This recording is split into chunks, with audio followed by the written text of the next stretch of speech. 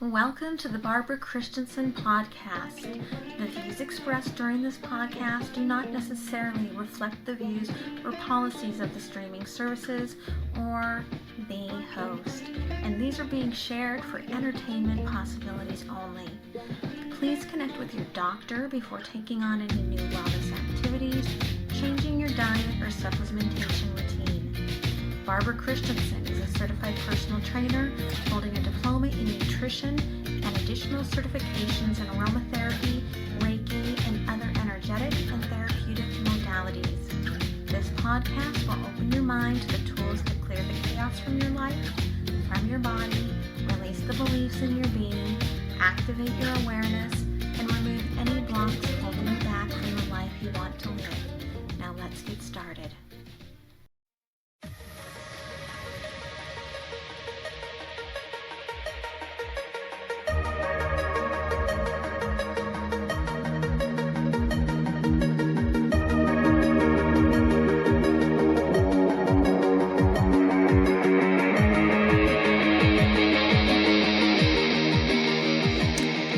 Well, welcome to the podcast. We're kind of just flying by the seat of our pants today.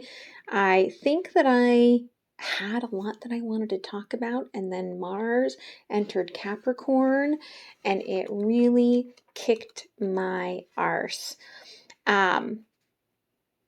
It's really interesting. I had shared in my Patreon group that right? The Sun conjuncts Mercury on the 23rd, Mars enters Capricorn on the 24th, and then the 25th, Mercury enters Capricorn, right? So there's this feeling of, right, like there's this being followed, I said, by Mars entering Capricorn, like your inner warrior is on alert. And I do feel this because we're on this cusp of something really big, some big changes. I saw this like a ladder or steps of ascension. And it's very much to me like this judgment card, right? Like you have made the decision and now you need to walk up to that next level with this leap of faith. Now, the hard part about this is that the Sun is sextile with Chiron on the 28th. And when you go inward, right, the Sun will hold space for Chiron, the wounded healer, to go into this deep wound that's being brought up by this week. But I tell you, it's going to be a deep dive, right? I think that everyone is feeling it. So what I really wanted to talk about was fractals. Okay, and I saw this fractal, the question I asked, okay, in the Patreon, like, see, my brain is just like fried from this combination of planets.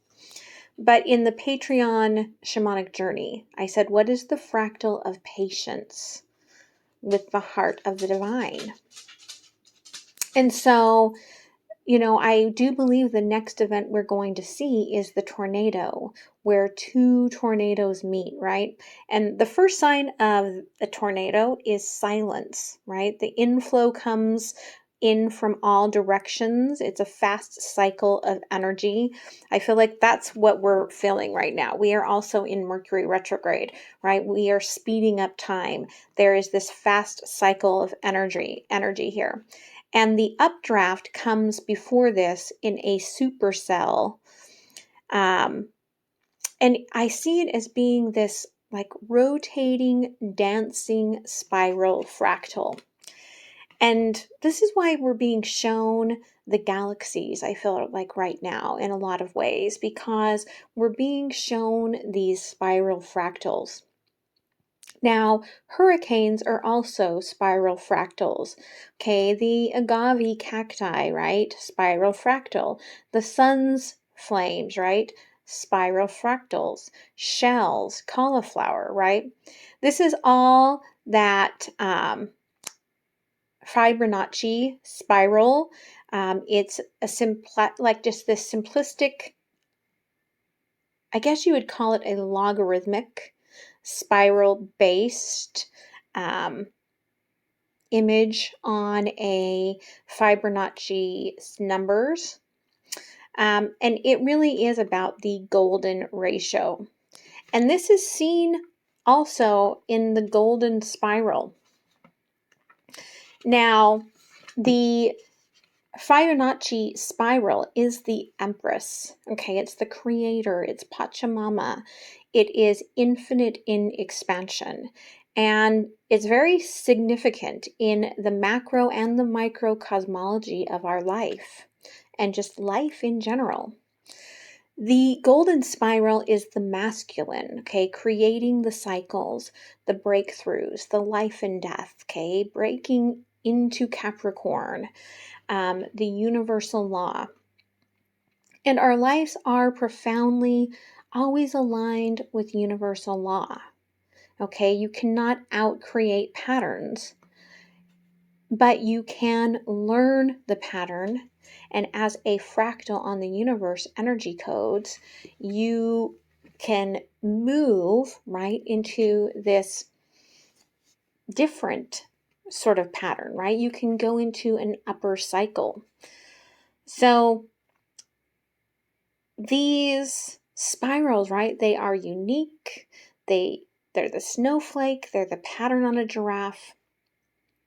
It is the moment in stillness where we recognize the patterns, learn the lessons, move in some instances requiring a tornado or a hurricane to clear the old energy out. And so that's why I've been seeing in the Patreon videos, which they will come out on YouTube about 3 weeks after I do them in Patreon. You're just getting the in the moment astrology and that work before the YouTube channel does. But I've been seeing the feminine, right? Seeing the moisture, the storm, the lightning, and the masculine seeing the earth and the wind. And so before the Tongan eruption, the water started moving in spirals. They saw that just off the island. They saw the spirals. And then before the eruption, there was this energy where they couldn't hear, right? Like somebody explained it as being, like when you go up in the plane and your ears get clogged up. That's what it felt like. So the vortex, right, is what came to me. And it was the vortex started talking to me about Glastonbury tour.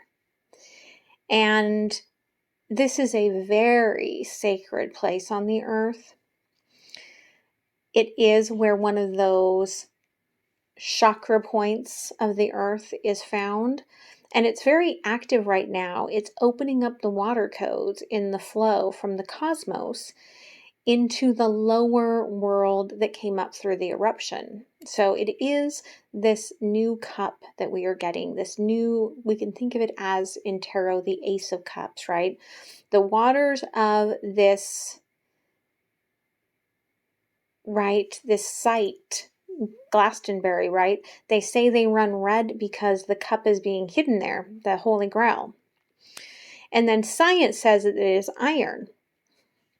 And so I'm laughing because I'm calling in these codes, right? And when I just had my blood work done, and my blood work is never like this because number one, I am vegan. So we're always like, oh, low iron in everything, right? But this time my red blood cells and my serum iron were all off the charts. So I believe I'm being given these codes from Glastonbury, the water codes for the collective. So I'll be working on that and bringing that out. But this is where the Temple of the Stars resides. And I was told to talk to Catherine, and now I can't remember her name. And so I started channeling with her, and she says that everything that's there in Glastonbury initiated from Egypt, and it lays out the zodiac on the earth. She calls the divine flames fiery lions, whose esotericism is securely hidden in the zodiacal sign of Leo. Okay, so if you see yourself, right, coming into your own inner divine union, if you see yourself finding that inner strength, then this is what is being called to you. So at Glastonbury, she says, in this temple of the stars, the lion's tongue, composed of red clay, is one of the most interesting modeled earthworks. It is extended intentionally to rest on and point out the central line of the ecliptic. Now, I find that really interesting because the masculine has been seeing the red clay. Okay, has been seeing Mars, has been seeing the dust storm. Okay, and so just really beautiful energy coming through there. So it's been very interesting. Now, Chiron keeps coming in a lot for me. I feel like we really have to work on those wounded healers. And so one of the things that came to me is a lot of people think they're dealing with a divine partner, but they're actually dealing with someone that is a soul contract, that is a narcissist, right, to bring change into their life. So your narcissist will often end up being perpetually single or acting as single, flowing through a list of conquests, but no true soulmates. Or they end up entangled with a very karmic codependent energy. And so in that sort of a situation, this divine feminine or divine masculine will use their sexual prowess to anchor, right, their narcissist in a way that the narcissist did not think was possible. And their turbulent relationship is like quicksand to the narcissist that usually, right, stops their development, and they get stuck in this hyper curious sexual stage. So there's this clingy, sort of needy feeling that you probably get from this person. And so you start pulling back because they're not giving to you, and they feel that pull, and then they come running, right? Because they want you to see them. They want you to be, right, enchanted by them, even though they cannot leave this anchor, because the anchor has tapped into this space that the narcissist has no protection for. Now, what happens is eventually you realize that this was a false divine partner. Or, you realize that this soul contract was to teach you this lesson, you learn your lesson, and you are ready to walk away. And everything comes to light from this person. And then you see their true self, right? You realize that you were being abused, and you're left with this high level of PTSD that if you don't recover from, then closes off your heart in the search for a true relationship. Okay. Now they actually have these 3 levels that they call, for those that are more of the cerebral narcissists. Okay. The ones that are tapping into your mind, which is what happens with this divine connection. rather than your body, generally because it's third party and they are tapped into that anchor of a relationship. So it starts with the ideation phase, and they shower you with affection, okay? And they make you feel like you are just the world. But it's because you're this new supply of words and wordsmithing, and they are treating you like you're their intellectual equal, right? And that's when the emotions and the chemical reaction sets in for your average person, right? You are connecting at this higher level. You start feeling these emotions, the chemicals start to release, you start bonding to this person, and you start thinking, oh, this is something very special because the chemicals are being released. So once they realize that, then they start the devaluation phase, okay? Then they start to be push and pull, hot and cold, right? They withdraw their attention to show that you aren't a priority. They breadcrumb you just enough to keep you in the loop, right? And in truth, they probably think that you're an idiot. They probably at this point are making fun to their friends about you or to their family members. If their third party has noticed, they're mocking you behind your back to them, right? And you don't realize this, but you are still a guilty pleasure, and they're getting off on this reaction with you. And that's when the discard phase comes in. And when you see this person's truth, they will pull completely away because, they can't handle you seeing their truth. So I see some of this in the channel, in the tarot channel. And really what I'm asking is to kind of go in, right? We're in, like I said, we're in this massive space where we're being given this opportunity to go inward, to heal our Chiron wounds. Okay, really sit in the stillness of this and go through this metamorphosis of your inner feminine and masculine so that you are being guided to, make a difference in your life, to not let this have come to waste, more or less. Now this week this week and next week on the Soul Path readings, I am doing the I Ching.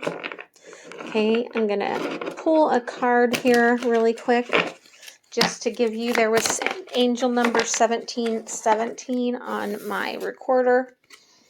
Okay, yeah, this is about you clearing out the solar plexus and gaining independence. The way you do that is by healing that wounded warrior, that wounded healer within you that was wounded, most likely, could be past life, but mother-father wounds, right? And the trigger statement for this becomes, I am just like my mother, or I'm just like my father, or just like they said. And the true statement I want you to work on this week is that I am free to choose. Okay, you are ready to break free of the conditioning that has bound you so that you may continue your journey of healing and growth. And I feel like that is really going to be essential as we move into February. Okay. Pulling one more. Again, it's the solar plexus. It's about being in flow, right? Independent and flow, right? Like you are a drop of water on the river, in the ocean, just flowing, right? The trigger statement here, why are things such a struggle? The true statement, I am in flow, right? You're really being called. Arbor Vitae is the essential oil that goes with this card. These are the healing and clarity cards. But you are being called, right? It says, take a deep breath, dear one, and allow yourself to feel the flow of life through you. Release your need to do and just be. I really feel like you're being called by the ancient forests, right? To really bring yourself into this sacred space and to allow yourself that healing, to recognize your wound. If you don't know where your Chiron is in your chart, you can go to Astro Charts and chart yourself, and it will show you where Chiron is. You can also look at what house Chiron is, and then just, Google search, and pretty much all the websites will have the same basic information for you. But then you're going to have to dig down deep and find where that leads you and what that means to you. And that's the most important part. So I hope that you all will take this beautiful opportunity that 2022 is offering you to recalibrate, to heal yourself. And if you are in a toxic relationship, to walk away from it and be your own light and come into union within. So much love, you guys, and I will see you next week. Bye.